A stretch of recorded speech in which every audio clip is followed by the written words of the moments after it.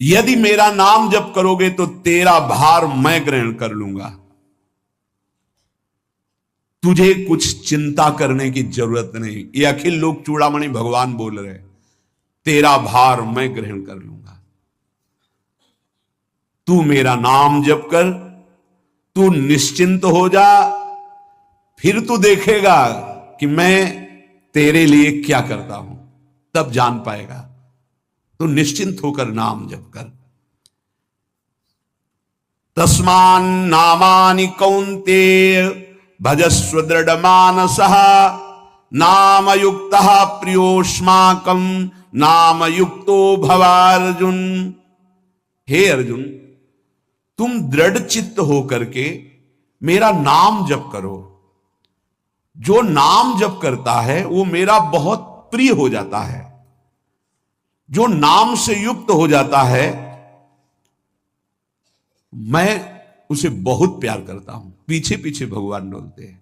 जहां मेरा भक्त चरण रखे वहां रखूं मैं हाथ, पीछे पीछे मैं फिरूं, कभी न छाड़ू साथ। हर समय हमारे आसपास हमारे आराध्य देव रहते।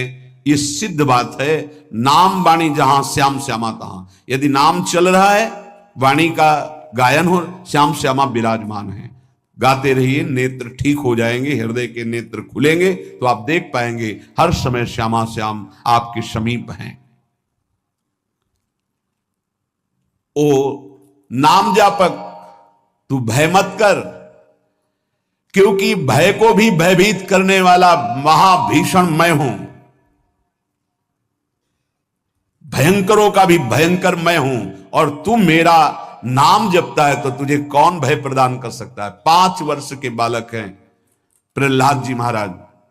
हिरण्यकश्यप त्रिभुवन का स्वामी है, समस्त शक्तियों का स्वामी है। हर उपाय कर लिया लेकिन कहीं खरोच नहीं लगा पाया प्रहलाद जी के तन में। भीषणों का भी भीषण मैं हूं, तू डर मत। ये विश्वास करो, श्री भगवान की महिमा पर विश्वास करो। शरीर तो छूटेगा ही, आज नहीं तो कल छूटेगा, लेकिन विश्वास दृढ़ हो गया, भगवान का आश्रय दृढ़ हो गया तो हमारा परम मंगल हो जाएगा। सब विपत्तियों का नाश करने वाला मैं हूं। हरि स्मृति सर्व विपद विमोक्षणा। चाहे जितनी बड़ी विपत्ति हो मेरा स्मरण कर, मैं विपत्ति का नाश करता हूं। नाम जप कर। जो मेरा नाम जप करता है, मेरी शरण में है, उसका काल भी कुछ नहीं बिगाड़ सकता। उसे मैं अभयदान करता हूं। ये मेरा व्रत है।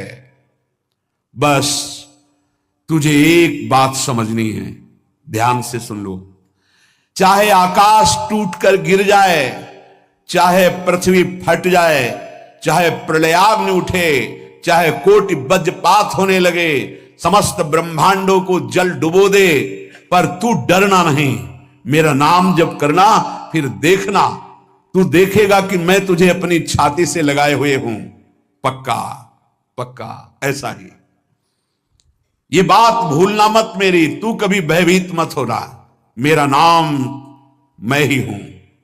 नाम जप रहे हो तो मैं तुम्हें छाती से लगाए हूं। देखो, अगर आप भगवान का नाम जप कर रहे हैं, भगवद आश्रित हैं, तो आप गौर से देखना।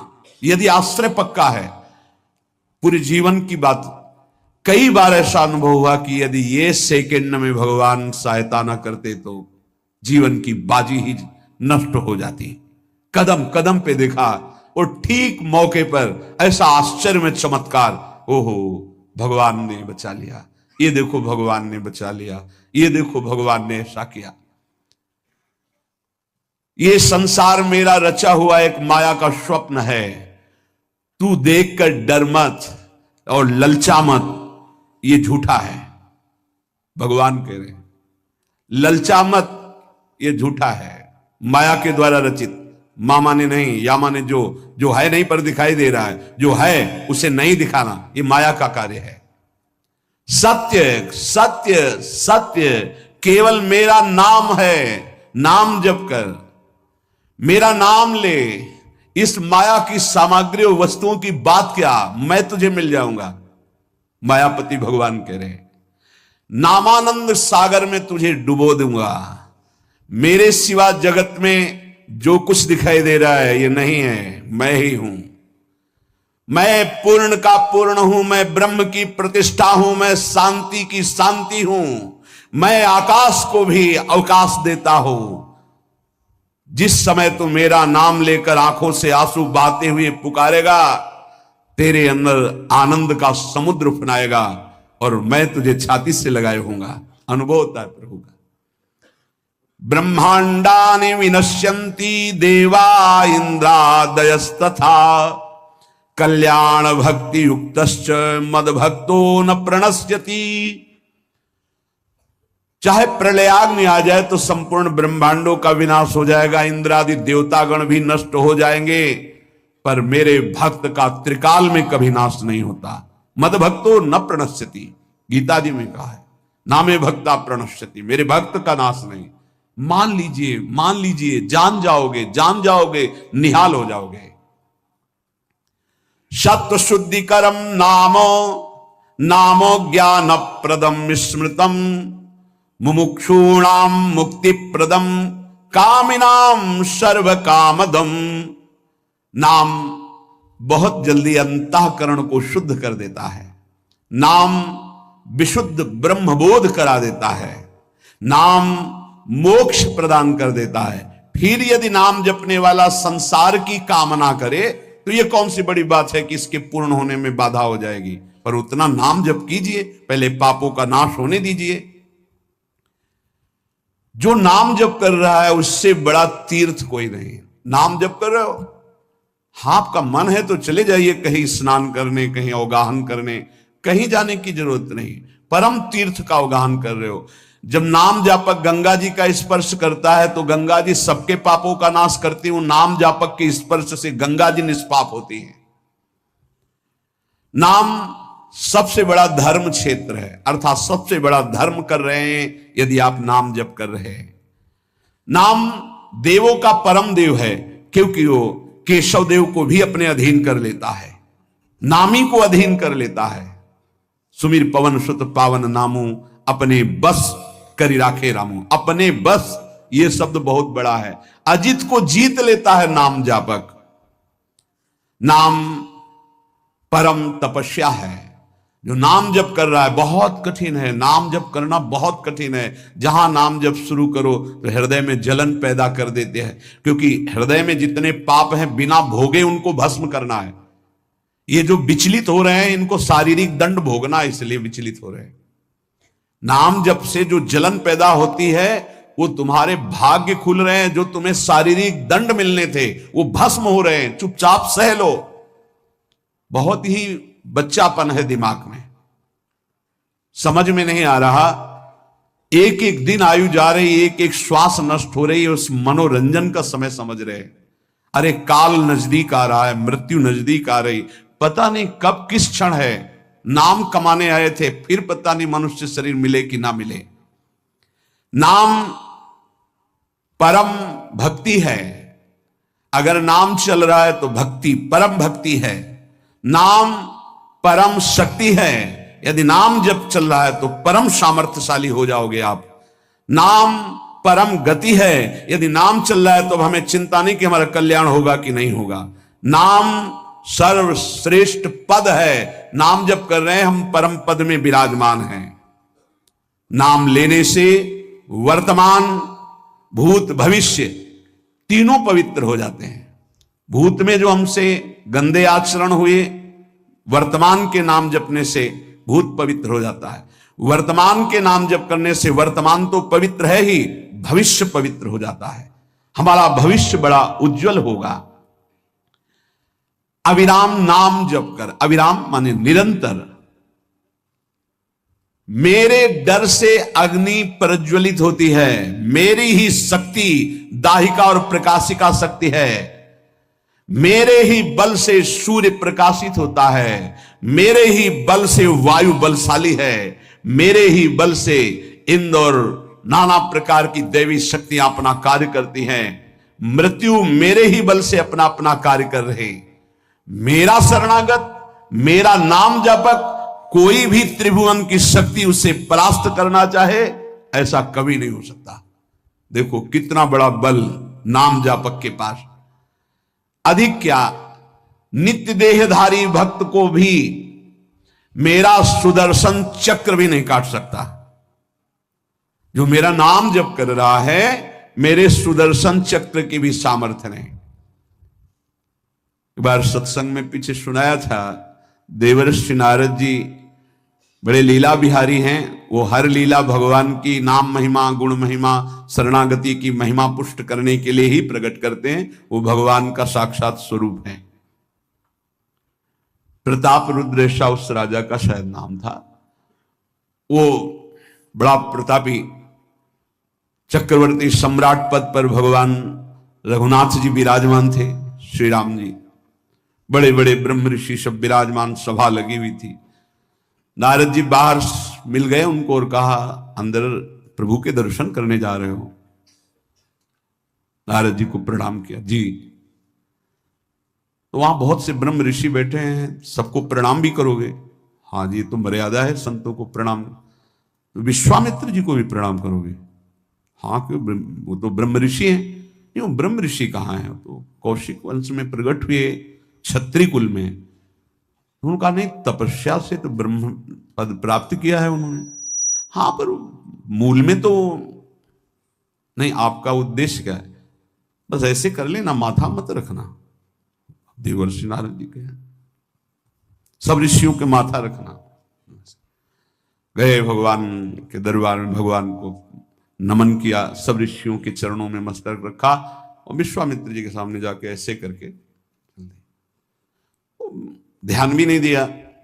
सभा जब पूर्ण हुई, विश्वामित्र जी के पास नारद जी बैठे, बोले आपने कुछ देखा भगवान? विश्वामित्र जी ने कहा क्या? वो प्रताप रुद्र को? नहीं, क्या बात क्या? सबको तो माथा रख के प्रणाम किया, आपको ऐसे किया, आपने देखा नहीं? हाँ, ऐसे तो किया, ये तो देखा, हमारा ध्यान नहीं गया, इस पे कोई विशेष बात है? बोले हाँ, वो कह रहे थे कि मूल में तो क्षत्रिय ही है ना, ब्रह्म ऋषि तो बाद में तपस्या से, उसकी इतनी हिम्मत, मतलब एकदम अग्नि पर ज्वलित कर दी। हमारा दंड तो मिलना ही चाहिए। देवर्षिनाथ, आप जैसे ब्रह्म ऋषि के साथ ऐसा वर्त, उसको उधर सिखाया था और इधर ऐसे आवेश में खड़े हुए कहा, रघुनाथ आपके दरबार में हमारा अपमान हुआ। भगवान, आपका अपमान कौन? प्रताप। वो जब चले गए, आपका आदेश क्या है? शाम तक उसका मस्तक हमारे चरणों में होना चाहिए। तो उनका प्रभु आपके सामने सत्य वचन कहता हूं, अगर सूर्यास्त होते होते मैं उसका मस्तक आपके चरणों में न डाल दूं, मैं रघुवंशी नहीं। आप शांत होइए। नारद जी ने बात पक्की। गए, अब वो आराम से अपने राज महल में सब बोले खा ले, मारा जाएगा शाम तक। अभी भगवान ने संकल्प कर लिया कि शाम तक तुम्हारा गला काट के विश्वामित्र जी के होगा। महाराज आपने हमको फंसा दिया, हम तो साष्टांग लौट जाते। आप पहले तो कहा था कि केवल हाथ जोड़ देना। बोले हम ये थोड़ी समझते थे समस्या फंस जाएगी, अब तो समस्या फंस गई। प्रभु अब बचे, बचाए कैसे बचे? रघुनाथ जी ने कहा मैं रघुवंशी नहीं, यदि उनके सत्य वचन होते हैं, भगवान कभी मिथ्या वचन नहीं बोल, मारे जाओगे। प्रभु बचा लो। एक उपाय है, महाभागवत हनुमान जी बचा सकते हैं। उनका राम जी का विरोध हनुमान जी कैसे कर सकते हैं? बोले अब जो कह रहे हैं, तो हमारी पहुंच तो है नहीं कि हनुमान जी से हम संभाषण कर सके इस विषय में। बोले हनुमान जी को अगर कोई आज्ञा कर सकता है राम जी के अलावा, तो माता अंजनी कर सकती है। चलो हम तुम्हें मिलाते हैं। अंजनी माता जी से मिला, साष्टांग दंडवत रोते हुए, मां रक्षा करो, बड़ी करुणा में। कहा कि बताओ क्या तुम्हें समस्या है? बोले मां, त्रिभुवन में केवल आप ही जो हमारी रक्षा कर सकती हो। बोलो, एक राजा है जो मुझे मारना चाहता है, आप बचा सकती हो मुझे? राजा मारना चाहता है? मेरा पुत्र महाबली महाभागवत हनुमान है, मैं आज्ञा करूंगी, कभी मेरी आज्ञा को उल्लंघन नहीं करेगा। जाओ, मैं तुम्हारी रक्षा का व्रत लेती हूं। नारद जी मन में सोचे काम बन गया, हमारा काम बन गया, क्योंकि अब प्रकाश होगा भगवान के नाम का। हनुमान जी महाराज आए, बेटा आज्ञा कीजिए मां, मैंने इसकी रक्षा का व्रत लिया है। अभी तक ही नहीं पूछा था राजा कौन है मारने वाला, और मैंने कह दिया है ऐसा ऐसा। मां आपकी आज्ञा सिरोधार, त्रिभुवन में कोई ऐसा पैदा ही नहीं हुआ कि मेरी मां रक्षा का व्रत ले और उसे वो मार दे। कौन राजा है? तो हाथ जोड़कर कहा कि भगवान श्री राम। हनुमान जी एकदम सन्न रह गए, ये क्या स्वामी से ही कहा, मां आपने कौन सा व्रत ले लिया रक्षा का? मेरे प्रभु के खिलाफ मैं कैसे हो सकता हूं? मां ने कहा हमने तो वचन दे दिया। हनुमान जी ने कहा फिर बुद्धियों जितनी बुद्धियां हैं वो सब सरस्वती जी, सरस्वती भी जिनकी द्वारा प्रेरित हैं वो भगवान, और भगवान जिनकी बुद्धि में बैठे रहते हैं उनसे बड़ा बुद्धिमान कौन हो सकता है? इसीलिए परम ज्ञानी हैं श्री हनुमान जी महाराज, बुद्धि नाम अग्रगण्यम, जितने भी बुद्धिमान जन हैं उनमें सबसे वरिष्ठ हैं, श्रेष्ठ हैं। हनुमान जी महाराज बोले चल तू एकांत चल। एकांत में ले गए और बैठ, थोड़ा ही समय रह गया संध्या का, अब तेरी श्वास में जहां भी रुकेगा नाम वहीं तेरा गला कटा, बिल्कुल पक्का। बस सीताराम सीताराम सीताराम, ये क्रम न टूटने पावे, तो ऐसा शुरू कर। अगर तेरे नाम में त्रुटि हुई, अंतराय पड़ा, उसी समय भगवान का अमोघ बाण काट सकता है, अन्यथा नहीं। तू चिंता मत कर, बैठ जा। वो बैठे, सीताराम सीताराम सीता। हनुमान जी महाराज करताल उठाए, आसपास नृत्य कर रहे। भगवान ने अमोघ बाण संधान किया, वो बाण आया और हनुमान जी जहां घूम रहे थे ऐसे परिक्रमा की वापस चला गया। भगवान ने कहा आज तक ऐसा नहीं हुआ, अमोघ बाण मोघ कैसे हो गया? लक्ष्य को बेधे बिना वापस कैसे आ गया? दूसरा बाण भगवान ने संधान नहीं किया। है क्या? कौन है त्रिभुवन में ऐसा जिसको बाण बिना बेधे वापस चला गया?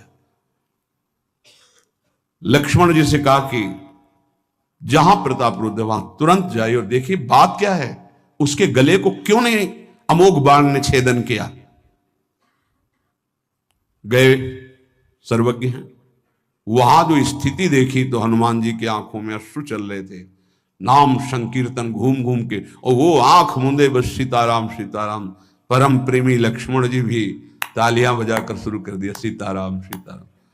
राम जी ने विचार किया कि बाण तो वापस आ गया, लक्ष्मण जी वापस ही नहीं आए, सूचना ही नहीं। और विश्वामित्र जी कह रहे हैं तो आपने प्रण लिया था कि संध्या होते होते। भगवान ने कहा कि आप धैर्य धारण कीजिए गुरुदेव, मैं स्वयं जाता हूं। जब कहा कि मैं स्वयं जाता हूं तो बोले मैं भी स्वयं चलूंगा, देखूंगा तुम निर्णय क्या करते हो।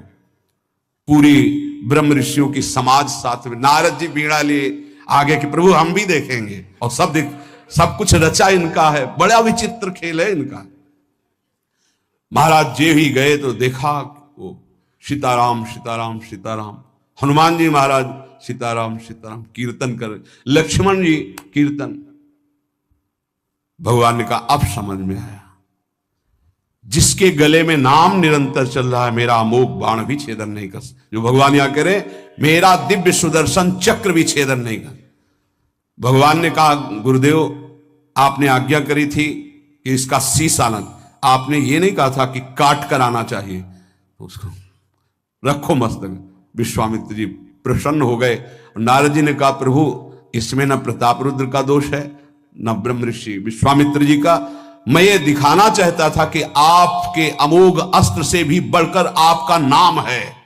आपके अमोघ अस्त्र को कोई अगर, तो नाम आपका है। भगवान ने यहां जो कहा कि मेरा सुदर्शन चक्र भी उस गले को नहीं काट सकता जिससे नाम चलता है। विश्वास कीजिए, भगवान की ऐसी लीलाएं होती हैं जिनको माया ऐसे प्रस्तुत करती है कि आपको अविश्वास हो जाए, पर ऐसा नहीं। उसमें गूढ़ रहस्य होते हैं, भगवान के दिव्य विधान होते हैं। हम मायाकृत बुद्धि वाले उस विधानों को नहीं समझते। नाम जापक एक अमोघ शक्ति वाला हो जाता है। आप अभी 4 दिन नाम जप किए, विपत्ति पापाचरण के कारण कोई प्रेरित होकर आ गई, माया ने कोई नाटक रच दिया, आपकी श्रद्धा खत्म हो गई। अरे युद्ध है, कभी विपक्ष से भी बाण आकर शरीर को घायल करता है तो सूरवीर पीठ दिखा के थोड़ी भागता है। ऐसे ही भजन के मार्ग में उतरा जाता है। चाहे जितनी विपत्तियां आए, अब नाम नहीं छूटेगा तो विपत्तियों का कोई प्रभाव आप पर नहीं पड़ेगा। हरि स्मृति सर्व विपद विमोक्षणम, भगवान व्यास देव जी कह रहे हैं। और ये नाम में प्रियता तभी होती जब किसी नाम जापक संत का संग हो जाता है। बिना संत संग के भजन में रुचि हो ही नहीं सकती। कहीं भी किसी का अगर नाम चल रहा है संत संग से, जब वो नाम जापक स्वयं नाम का उपदेश करता है तो उपदेश के साथ एक शक्ति जाती है जिसे शक्तिपात कहते हैं। वो वचन से भी होता है, दृष्टि से भी होता है, स्पर्श से भी होता है और संकल्प से भी होता है। शक्ति जो नाम जप की है, नाम जापकों की शक्ति जब साधारण जीवों में जाती, ए तुम आज से नाम जप करो, तो क्या समझते हो? उसके साथ नाम जप की शक्ति जा रही है उसके पास। दृष्टि से देख लिया, मन से संकल्प कर दिया, वचन से बोल दिया, तभी नाम जप प्रारंभ हुआ। नहीं, पापाचरण करने वाला राधा नहीं बोल सकता। विश्वास कीजिए, पापवंत कर सहज स्वभाव, भजन मोर ते भाव न गाओ। संत जन भगवान के पार्षद हैं, अहेतु की कृपालु हैं, वो कृपा करते हैं तब नाम जप शुरू होता है। एक पति पत्नी में बहुत आसक्ति थी परस्पर, नाम जप ये सब तो आसक्ति के कारण कहीं गुंजाइश ही नहीं थी। जैसे साधारण कामासक्त दंपति, ऐसे एक बार एक संत भगवान वहां से तो देखा कि परिवार में बिल्कुल अश्रद्धा है संतों के प्रति, ना भगवान का भजन न धर्म। तो सामर्थ्य भजन से जो जितना करता है, ऐसे उनको देवर्षि नारद जी मिल गए। तो नारद जी से कहा, परम कृपाल हो, ये दंपति इस घर में रहते हैं, बहुत आसक्त हैं, क्या इनकी परस्पर आसक्ति हट सकती है और भजन हो सकता है? बोले तो ऐसे हो जाएगा, चुटकी बजाते। बोले इतना आपस में प्रेम करते हैं कि उनका मन ही नहीं हटा सकते आप। बोले आप 2-4 दिन में फिर कभी आना तो देखना, ये साष्टांग दंडवत करके आपको प्रसाद पवाएंगे, ऐसी इनके अंदर भक्ति आ जाएगी। नारद जी गए, पति कहीं बाहर कार्य से गया था, पत्नी कहा कैसे आप संत भगवान कैसे आए? एक खास बात बताने आए हैं तुम्हें। क्या? ये जो तुम्हारा पति था ना, ये पूर्व जन्म का नमक बटोरने वाला नोनिया था। बोले नहीं प्रभु, ऐसा नहीं। बोले रात में जब सो रहा हो तो तुम उसकी त्वचा को चाट के देखना, बिल्कुल हमारी बात सत्य मिलेगी। तुम जो इतना प्यार कर रहे हो तुम्हारे काबिल नहीं। ऐसा कैसे हो सकता है? पक्का। कहां खेत है तुम्हारा? जहां पति गए, बता अमुक जगह। नारद जी गए। कैसे बाबा जी? बोले एक बात बताने आए, जिसको तुम पत्नी को बहुत प्यार करते हो ना, नागिन है पूजन।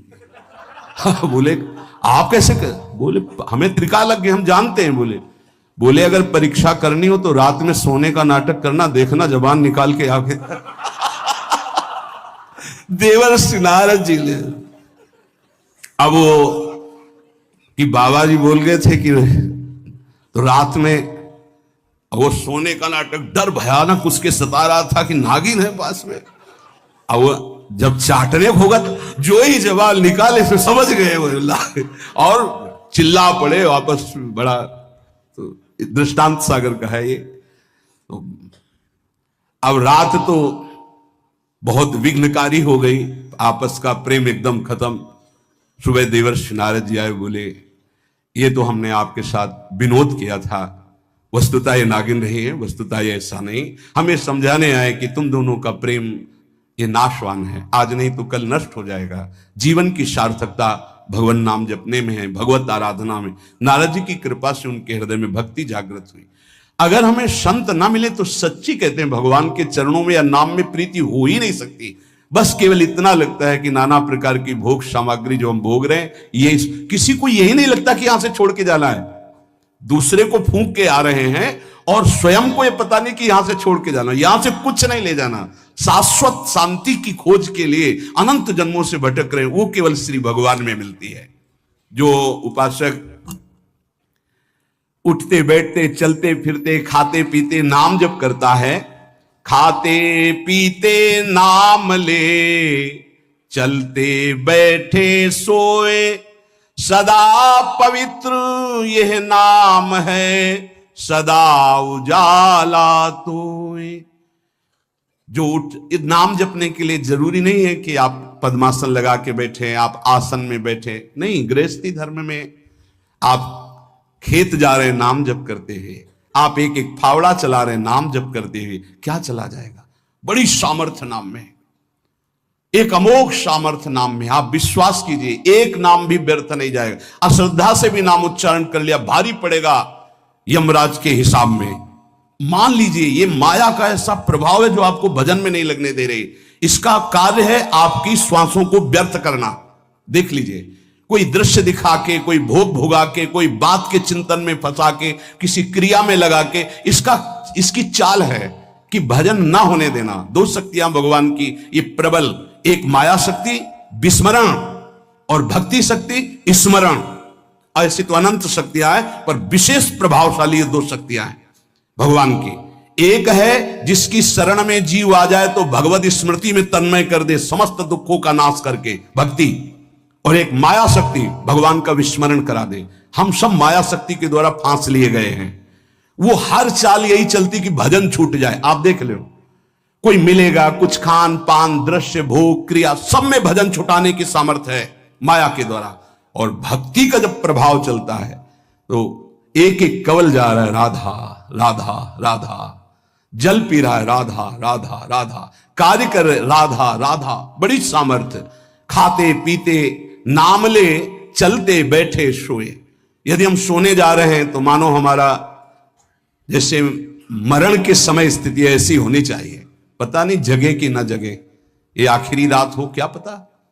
रात में सोते सोते दिल फिल हो जाए, इसका क्या पता। तो सोते समय एकदम एकाग्र, राधा राधा राधा राधा। नाम ही ले जल पीजिए, नाम ही लेकर खा, नाम ही लेकर बैठिए, नाम ही ले चल राह। जब लग जागे नाम जपे, तन मन सू यह बीत। चरण दास यो कहत है, हरि बिनु और नमीत। अगर जल भी पान कर रहे हो, नाम जप करते हुए करो, तुम्हारी बुद्धि को शुद्ध करेगा।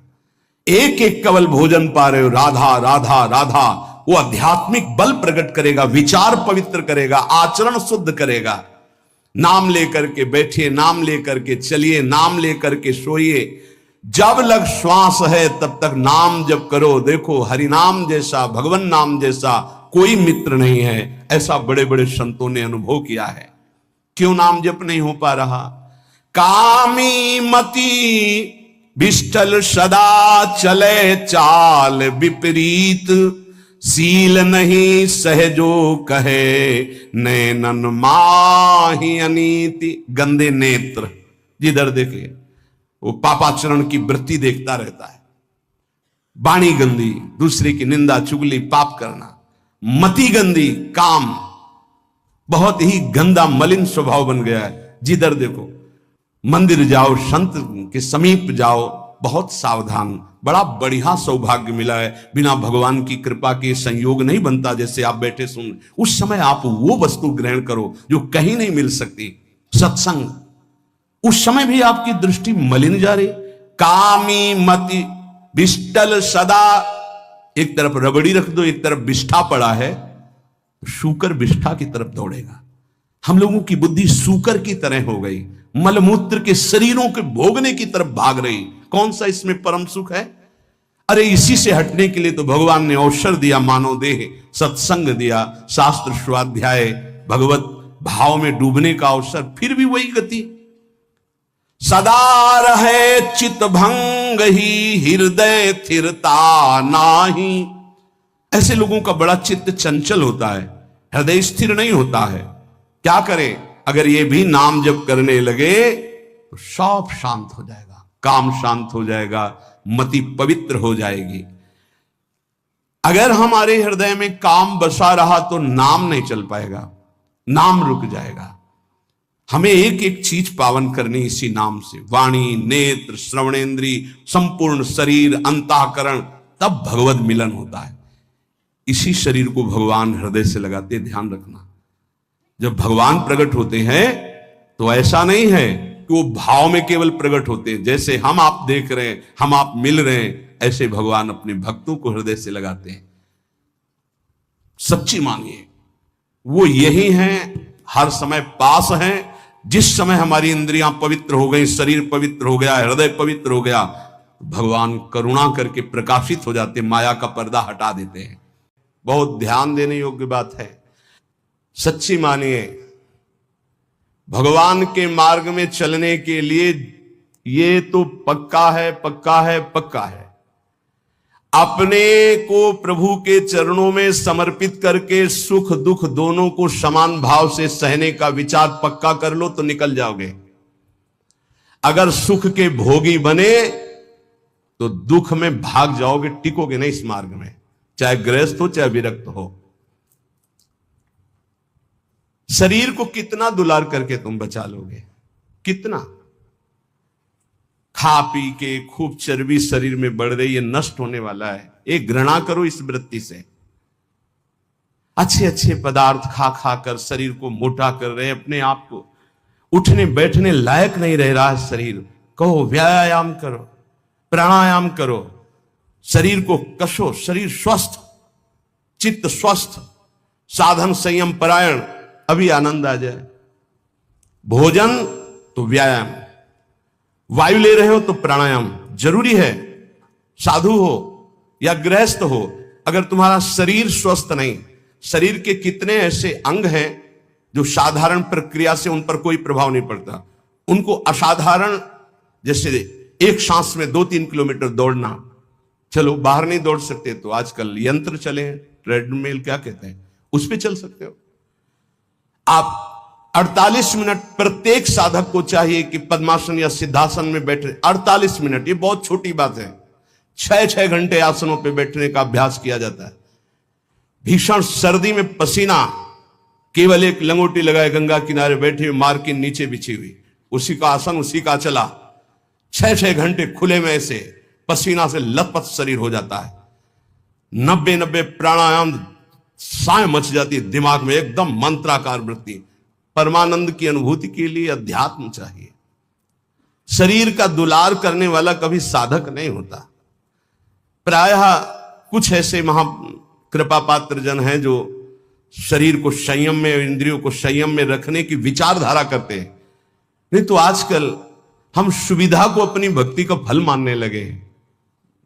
सही, हम आपसे हृदय की बात कहते हैं, भले बुरा लगे। ये सुविधा भगवान की प्राप्ति में बड़ी दुविधा है। जब तक भगवत प्राप्ति न हो जाए तब तक सुविधा का भोग न करें। हम धन्य घड़ी वो मानते हैं जब हमारा जीवन असुविधा में व्यतीत हुआ है। 20 वर्ष हम धन्यवाद प्रभु को करते हैं कि वो समय हमको दिया जो हम जानते नहीं थे कि वही सुख का साधन है, वही सुख का साधन है। हम नहीं समझ पाए थे, हम उसे समझ रहे थे, हमारी कसौटी कसी जा रही, लेकिन आज हमको समझ में आता है कि हमारा वरदान का समय वो था। असुविधा साधक को ऊंचाई पर चढ़ाती है और सुविधा साधक को रोक देती है। ये पकड़ लेना। जिसकी वृत्ति भगवदाकार हो गई, महलों में रहे चाहे झोपड़ी में, कोई फर्क नहीं पड़ता। लेकिन ये स्थिति प्राप्त करने के लिए असुविधा चाहिए, तो उतना ही सुविधा का भोग करे, शरीर के दुलार में न फंसे, मान लिया जाए। नहीं तो आध्यात्मिक ऊंचाई पर चढ़ना कठिन हो जाता है।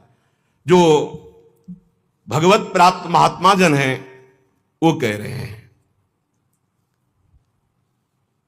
बहुत जन्म व्यतीत हो गए इस शरीर से प्यार करते हुए, लेकिन सदगुरुदेव नहीं मिले, इसलिए तुम बाजी हारते गए। मन रे अब की बेर संहारो, जन्म अनेक दगा में खोए, बिना गुरु बाजी हारो। मन रे अब की बेर संहारो। बहुत से तुम्हारे जन्म हुए, मनुष्य जन्म, लेकिन सदगुरु नहीं मिले, इसलिए बाजी हार गए। अब की जीत जाओ, सदगुरु का वर्ण करके उनकी आज्ञा के अनुसार चल दो। बहुत कठिन है सदगुरु की आज्ञा पर चलना। हमारा मन अहंकार से प्रेरित होकर मनमानी आचरण करने के लिए बहुत राजी होता है, लेकिन गुरुमानी होकर मन को मारकर गुरु आज्ञा में रहना एक किसी विशेष भाग्यशाली उपासक के भाव होते हैं। बाल्यावस्था तो हमारी ऐसे चली गई कि पता ही नहीं चला खेल कूद में। बाला पने ज्ञान नहीं तन में, जब जन्म्यो तब बारो, तरुणाई सुख बाम में खोयो, बाजो कूच नगारो। बाल्यावस्था कब चली गई पता नहीं चला, सोने में, खाने में, खेलने में। और जब जवानी आई तो बाम कहते हैं प्रतिकूल काम आकर्षण शरीरों में। ये ऐसा नशा चढ़ा काम का जवानी में, कुछ समझ ही में नहीं आया और जवानी निकल गई। तरुणाई सुख बाम में खोयो, डंके की चोट में काम ने तुम्हारी यौवन अवस्था को नष्ट कर दिया। गोस्वामी तुलसीदास जी कहते जौवन ज्वर के ही नहीं बलकावा, जवानी का बुखार किसको नहीं चढ़ा? तो कोई तो होगा जिसको नहीं चढ़ा। उसी को नहीं चढ़ा जो भगवान के चरणों में चित्त लगा दिया, नहीं तो जौवन ज्वर के ही नहीं बलकावा। बड़ी कृपा होती है साधकों पर जब असुविधा जवानी में होती है। पेट में अन्न ही नहीं है तो काम की वृत्ति ही नहीं जागृत होती। बस एक ही आग लगी हुई है, कैसे ब्रह्म साक्षात्कार हो जाए, इस प्रपंच का बाध करके कैसे स्वरूप में स्थित हो जाओ। वहां कोई गुंजाइश नहीं कुछ सोचने की, देखने की, बोलने की।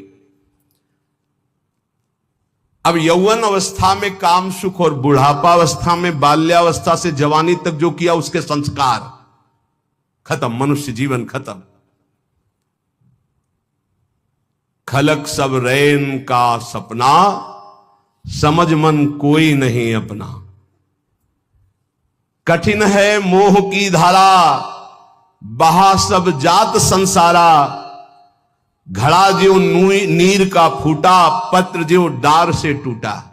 जो पत्ता डाल से टूट गया दोबारा नहीं लगेगा। कच्ची मिट्टी में पानी भरा गया, फैल गई, किसी काम की नहीं रही। ऐसे ही बुढ़ापा के बाद एक अवस्था आती मृत्यु, फिर मानव जीवन गया, फिर अन्य योनियों में भटकना पड़ा। तीन लोक और भुवन चतुर्दश, सब ही काल को चारो। पूरी रहो जगदीश गुरु तन, बासे रहो नियारो। कहे कबीर सुनो भय साधु, सब घट देखन हारो।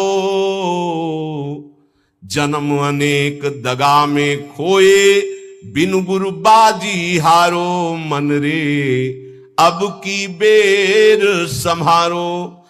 चाहे जितना तुम पुण्य करके चाहे जिस लोक में जाओ, तीनों लोकों तक काल का नगाड़ा बजता है। हर समय वो विनाश लीला करता रहता है। सब काल का चारा है, कोई नहीं बच सकता। जैसे हरिवंश प्रपंच बंच सब काल ब्याल को खायो, यह जिय जान श्याम श्यामापद कमल संगी सिरनायो। गुरुदेव ने जिसको स्वीकार किया और जगदीश का ज्ञान प्रदान कर दिया, कबीर साहब कहते हैं भाई सुनो, वही विजय प्राप्त कर लिया जो घट घट में सबको आराध्य देव माना। हर घट में हमारा आराध्य देव विराजमान है, वो जीवन मुक्त हो गया। इस शरीर का धारण करना मानव देह का यही सफलता है।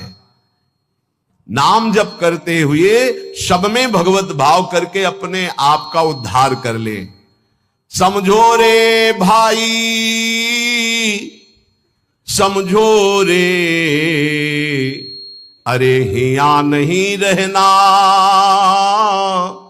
करना अंत पयाना। जाना है भाई जाना है, मरना है भाई मरना है, आज नहीं तो कल मरना है। गंदे विषय सेवन करके नहीं, भगवान नाम जप करके, अच्छे आचरण करके, भगवत प्राप्ति करके मरना है। यदि हम इस मनुष्य शरीर से भगवत प्राप्ति नहीं कर पाए तो हमारे दुख का अंत नहीं होने वाला। प्रेम भक्ति की रीति समुझ कर हित सो राम रिझावे। गोविंद के कौतुक गुण लीलाता को ध्यान लगावे। सेवा सुमिरन बंदन अर्चन नौधा सो चित लावे। अब की अवसर भलो बनो है, बहुरी दाव कब पावे। भजन प्रताप उतरे भव सागर उर आनंद बढ़ावे, साधुन की संगति को साबुन लेकर ममता मैल बहावे। हे भाई, बिना प्रेम भक्ति के भगवान की प्राप्ति कठिन है। गोविंद के चरणारविंद का आश्रय लेकर नाम जप करते हुए जो लीला गाते हैं, अर्चन बंदन करते हैं, नौधा भक्ति करते हैं, उनके हृदय में प्रेम लक्षणा भक्ति जागृत होती है। ये प्रेम लक्षणा भक्ति साधु संग से आती है। साधु संग रूपी ऐसा साबुन है कि ममता रूपी मैल धुल जाता है, और जहां मन ममता रूपी मैल से रहित हुआ तहां प्रेम प्रकाशित हो जाता है। प्रेम प्रकाशित होने में जो बाधा है, भक्ति करते हुए और साधु संग करते हुए भी यदि प्रेम प्रकाशित नहीं हो रहा, तो ये कुछ बाधाएं इसमें वर्णन की गई हैं। ध्यान से सुन लो, और इनको कभी करना नहीं तो प्रेम भक्ति जरूर जागृत हो जाएगी। पहला, आहार दोष। ध्यान में बैठा लो या लिखते जाओ।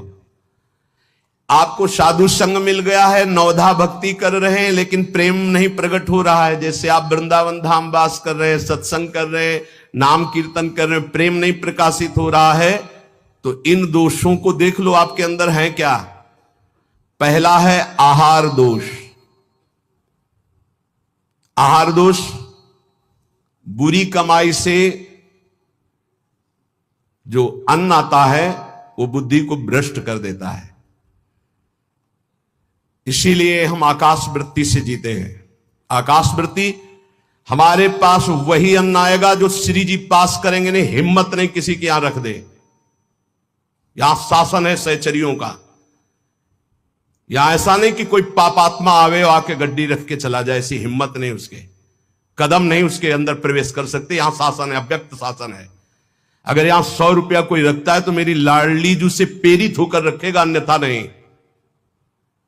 इसीलिए 2 प्रकार से हमारा भोजन चलता है। एक तो ब्रजवासियों की टूक मांग के आते हैं, और दूसरा आकाश वृत्ति से जो आता है, बिना मांगे, बिना इशारा किए और बिना किसी प्रकार का सम्मान दिए।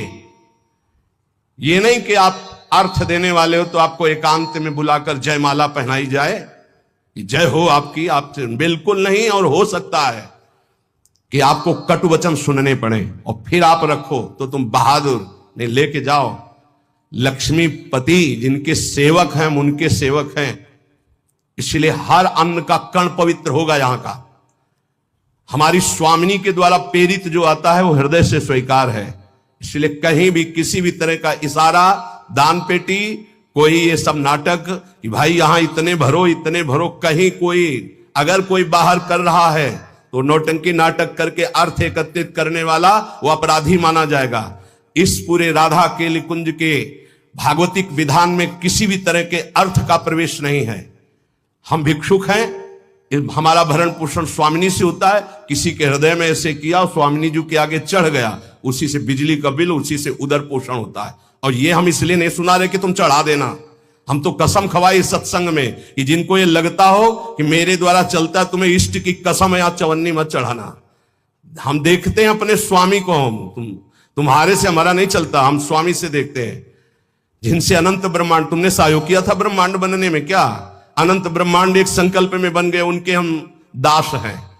तो जो अधर्म की कमाई से, अधर्म की कमाई कैसे होती है? जहां हमारा धर्म कहता है कि ये नहीं लेना चाहिए, हम उसे लेते हैं।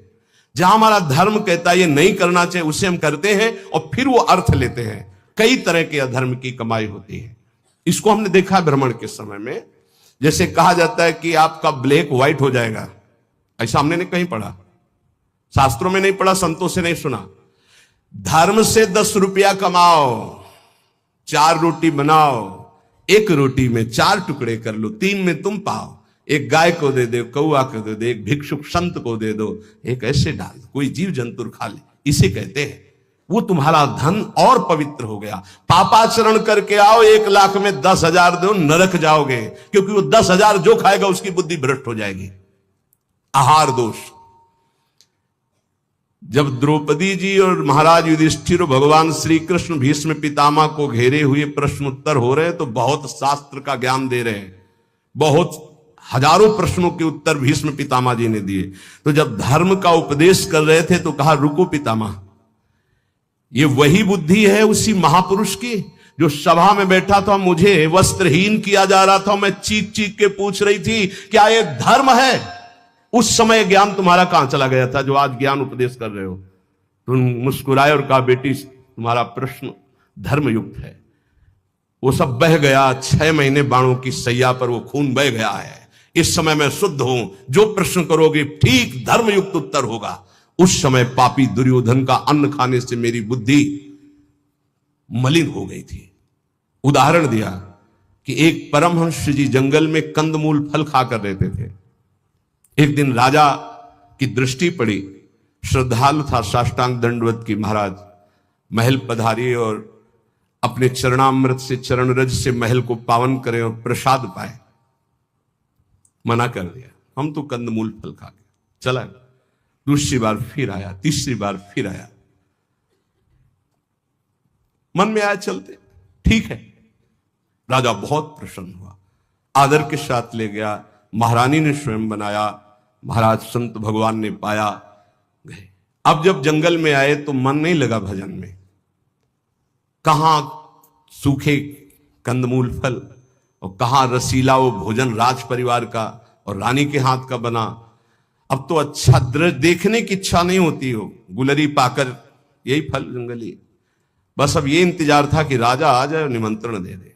अन्न का प्रभाव, राजा आया, संकल्प ऋषि का, महाराज वो पहले बार में हाँ हाँ वो तो आप बड़े भगत हो, एक बार जाके हमने देख लिया, बड़ी श्रद्धा है। दोबारा गए तो प्रसाद बना रही थी रानी, तो दृष्टि गई हार पे। हार श्रृंगार उसमें रखा हुआ था, पेटी से खुल अपनी झोली में डाल लिया, बैठ गए, प्रसाद पाया, चले आए, झोली टांग दी। सायंकाल रानी जब श्रृंगार के लिए बैठी तो देखा और पेटी खाली, हार नहीं। तो उनका महाराज यहाँ किसी चोर का प्रवेश है नहीं, आपके वही सन्यासी जी जो आए थे वही ले गए। ऐसा नहीं, वो तो बहुत त्यागी वैरागी, वो हार क्या करेंगे? बोले हमारी दास दासियां, निजी दास दासियां, ये कहीं बाहर नहीं जाती हैं, तो ये क्यों चोरी करेंगे? इनका और कोई है नहीं, ये तो हमारी सेवा में रहती है। राजा को भी पक्का प्रमाण लगा कि संत, पर उन्होंने कहा नहीं, हमारे संतों की अवहेलना होगी, आप इस शब्द मत उच्चारण करो, मैं दूसरा बनवा देता हूं। 2-4-5 दिन वो उपवास किए संत भगवान, तब उन्होंने जंगल से फल लाने की सोचा, झोली में हाथ डाला तो देखा वो हार। उनका ये हार कैसे आ गया? ओ मैंने चोरी की, ये कितना निंदनीय मेरी बुद्धि हो गई, कैसे मैं निकृष्ट हो गया। हार लिया और ऐसे मैं चोर हूं, मैं चोर हूं, वहीं से कहते हुए राज दरबार में मैं चोर हूं। महाराज उतरे, दंडवत किया, कहा महाराज आप चोर नहीं हो। नहीं मैं चोर हूं, मैंने हार चोर। बोले महाराज मैंने परीक्षा के लिए आपकी झोली में डाला था और उनको ऐसे ले गए कि सभा को कहीं ये न लगे कि संत ऐसे होते हैं। एकांत में ले गए और बोले महाराज आप ही चोरी करने वाले, आप ही ईमानदारी से वापस लाने वाले, मेरी समझ में नहीं आया। तो बोले शास्त्रों में जो लिखा है, आप कल सुने थे चर्चा में, प्रताप रुद्र जी के दर्शन के लिए भी महाप्रभु ने निषेध कर दिया था, राजअन्न निषेध माना गया है अगर वो वैष्णव भक्त ना हो तो। बोले ये राजअन्न का प्रभाव है कि मेरी बुद्धि लुभायमान हो गई और स्वर्ण की चोरी कर ली, कई दिन से भोजन नहीं पाया, वो सूख गया, रक्त जल गया, तो इसलिए अब मेरी बुद्धि शुद्ध हुई। ये तुम्हारे अन्न का दोष है जो हमने 2 बार पाया, उससे मेरी बुद्धि पतित हो गई। तो पहला दोष है आहार दोष, बुरी कमाई का, चोरी के पैसे का, दूसरे के हक का, अन्न या जबरदस्ती कर लेने का, इस तरह का जो धन है उससे जो खान पान है ये बुद्धि को भ्रष्ट कर देता है। जैसे ब्याज दर ब्याज, अब वो आपको पैसा मिलेगा तो फिर वो आपकी बुद्धि में भजन नहीं होने देगा। संकल्पित अन्न मिलेगा, कभी किसी का ऐसा दिया हुआ साधक को या गृहस्थ बट रहा है हलवा, भूखे मर रहे हो, ऐसे हाथ फैला दिया, तुम गृहस्थ हो, वृंदावन आए हो, एक दिन उपवास कर लो, थोड़ा सा कुछ लेकर पेट में डाल लो जो तुम्हारा धर्म की कमाई का, दूसरे का हलवा मत खाओ। मान लो हमारी बात, सारी बुद्धि नष्ट हो जाती, सुकृत नष्ट हो जाते हैं। आहार दोष पहला, कई बार बताया, इस पर ध्यान दीजिए। सतोगुणी पवित्र अन्न भी यदि मात्रा से अधिक हो गया तो रजोगुण, उस मात्रा से अधिक हो गया तो तमोगुण पैदा कर देगा। अल्प मात्रा में पाइए। दूसरा, शरीर को स्वस्थ रखिए। शरीर को स्वस्थ रखने के लिए, ब्रह्मचर्य पुष्ट रखने के लिए परिश्रम युक्त सेवा अत्यंत आवश्यक है, जिसमें पसीना चुए। ये दिनचर्या आज की नहीं है जो आप देख रहे हो कि 1:30 बजे उठते हैं, तो ये आज की नहीं, ये जीवन की दिनचर्या है। सूर्य उदय होते होते परिक्रमा वृंदावन की हो जाती थी।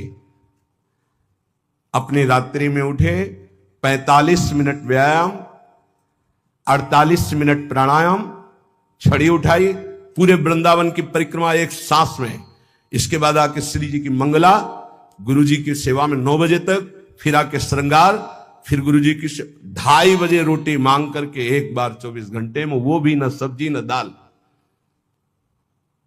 ऐसे थोड़ी भगवत मार्ग की निरंतर भगवदाकार वृत्ति प्राप्त की जाती है। अस्वस्थता ये भी बाधक है, जब तक वृत्ति भगवदाकार ना हो जाए। अगर भगवदाकार वृत्ति है तो कोई फर्क नहीं पड़ेगा। भगवदाकार वृत्ति नहीं है और आपको केवल ऐसे नकली वो करके अल्ट्रासाउंड ऐसे और आपको बता दिया जाए कि आपकी किडनी थोड़ा दोष युक्त हो रही है, भजन करके दिखा देना, डिप्रेशन में पहुंचने लगोगे।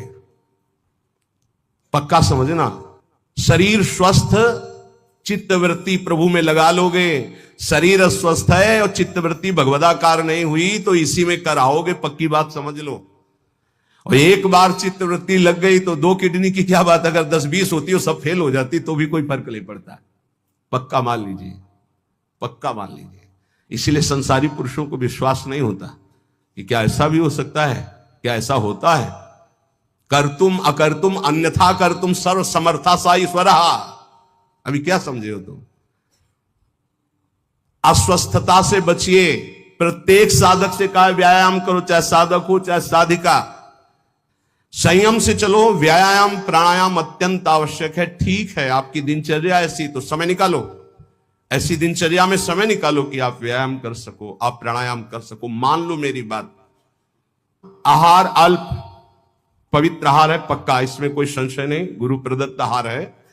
और अल्प आहार तो शतोगुणी बना रहेगा। दूसरा, व्यायाम प्राणायाम प्रत्येक साधक को करना चाहिए। यह महापुरुषों को देखें, अपने गुरुदेव को भी देखा है, क्योंकि आजीवन हमें संयम पूर्वक भजन मार्ग में बढ़ना है, तो ये दोनों बातें जरूर। तीसरा, आलस्य का त्याग। आलस्य, वृंदावन रहते हुए भजन करते हुए भगवत मार्ग में आपके प्रेम क्यों नहीं प्रकट हो रहा? यह सिद्ध महापुरुष के द्वारा बताए हुए। पहला, आहार दोष। दूसरा, शरीर को स्वस्थ रखो, नहीं तो अस्वस्थता में भजन नहीं होता। किनका? साधक का। तीसरा, आलस्य। ये सबसे ज्यादा साधक को परेशान करता है। ये 3 बातें पहले क्यों लिखी गई, अभी और है। प्रायः साधक को भोजन में स्वाद की बुद्धि रहती है। आलस्य को त्यागिए, नहीं तो प्रेम। काहे को इतना सोते हो? हम तो प्रभु से मनाते थे कि हमें नींद ना आए, प्रभु मेरी नींद खत्म हो जाए। वो आज उसकी कृपा का फल प्राप्त हो रहा है। हाँ, कि नींद नाम की चीज नहीं है यदि और कोई डिस्टर्ब भी नहीं, कोई परेशान भी नहीं है, कि बस अगर आप ठिकाने देखो। नींद को विश्राम जो इंद्रियों को मिलता है नींद में ना, वो संसार का चिंतन छोड़ने से। खास बात समझिए, 6 घंटे संसार का चिंतन छोड़ के बड़ा फ्रेश लगा, और 6 घंटे अगर भगवान के चिंतन में संसार को भूल गए तो कैसा लगेगा, सोचो। चौथा है प्रमाद। प्रमाद माने जो अभी काम करना है वो कल कर लेंगे, कल कर लेंगे ना। करने योग्य काम को आगे के लिए छोड़ देना और ना करने योग्य काम को तत्काल करना, जबकि साधक इसका उल्टा करता है। करने योग्य कार्य को तत्काल करता है, ना करने योग्य कार्य के लिए उपस्थित समय आने पर भी वो उसे टाल देता है। कल देखेंगे उसके। ना करने योग्य कार्य को तत्काल करना और करने योग्य कार्य को आगे के लिए टाल देना, इसे प्रमाद कहते हैं। पुरुषार्थहीनता। जैसे कुछ लोग ऐसे कहते हैं कि अरे वो जब आपकी कृपा होगी तो सब हो जाएगा। हाँ, आकाश से उतरेगी कृपा। तुम्हें कह रहे नाम जप करो, समय से वाणी पाठ में जाओ, समय से ऐसे करो ऐसे, ये कृपा नहीं और क्या? तुमको जो उपदेश कर रहे हैं कृपा नहीं तो और क्या? भगवान गीता में उपदेश कर रहे हैं, शास्त्रों में उपदेश कर रहे हैं, ढूंढ ढूंढ करके हर बात तुम्हारे कान तक पहुंचा रहे हैं प्रभु, ये तुम पर कृपा नहीं है? अब तुम आलस्य करो, प्रमाद करो। बहुत समझ में नहीं आता कि साधक क्या लक्ष्य लेकर के चलता है। पुरुषार्थहीनता है तो प्रेम प्राप्त नहीं होगा। पुरुषार्थ युक्त रहो, एक क्षण भी बर्बाद मत करो, कबहू काल वृथा नहीं जाए, इस पर ध्यान दीजिए। समय बर्बाद मत कीजिए, 1 मिनट आपका बहुत कीमती है। फिर 6वां, अश्रद्धा। श्रद्धा किसे कहते हैं? गुरु और शास्त्र के वाक्य को यथावत बिना विचार किए पालन करना, उसे श्रद्धा कहते हैं। इसके बिना सिद्धावस्था नहीं होती, इसके बिना परम शांति नहीं मिलती। श्रद्धावान लभते ज्ञानम तत्परा संहितेन्द्रिया ज्ञानम लब्ध्वा परम शांति मचिरेणादि गच्छति। श्रद्धावान ही ज्ञान को प्राप्त होता है, ज्ञानी ही अपनी इंद्रियों को संयम में रखता है, इंद्रियों को संयम में रखने वाला ही परम ज्ञान परम शांति को प्राप्त होता है। प्रथम हृदय श्रद्धा जो करे, सेवकवाणी, प्रथम हृदय श्रद्धा जो करे, आचार्यजन जाय अनुसरे जहां जहां हरिवंश के, तब बात बनती है। भवानी शंकरो बंदे श्रद्धा विश्वास रूपिणो याभ्याम बिना न पश्यन्ति सिद्धा स्वांता समय। कह रहे हैं ऐसा करो, बिल्कुल नहीं सुन रहे तो क्या है? अश्रद्धा। ये तुम्हें प्रेम प्राप्त नहीं होने देगी, ये भगवदानंद की अनुभूति नहीं होने देगी।